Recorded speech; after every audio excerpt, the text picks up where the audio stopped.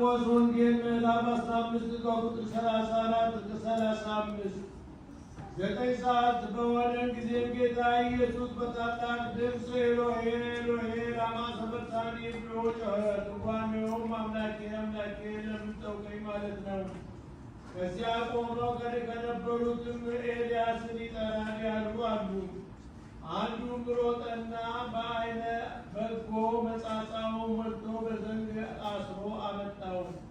ዝም በሉ ኤልያስ መጥቶ ያወርደው እንደሆነ እንይ አለ።